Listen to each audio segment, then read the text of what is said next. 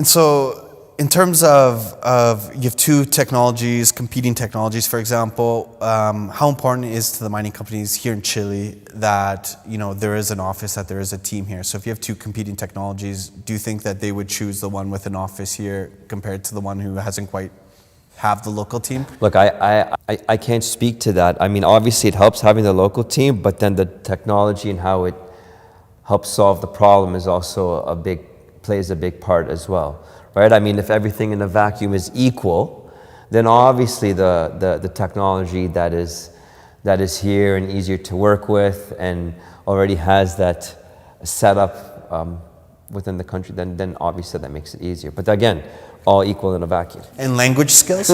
What about language skills? Because obviously we can have Australians or Canadians come to Chile, but you have to work with, you know, the Chilean teams here, and English is not always the strongest point for everyone. Well, when in Rome, right? It's important, of course. So language is key.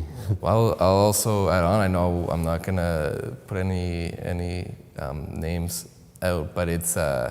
There were some cases where we were making a business case and we really recommended a certain technology. They didn't have a base here.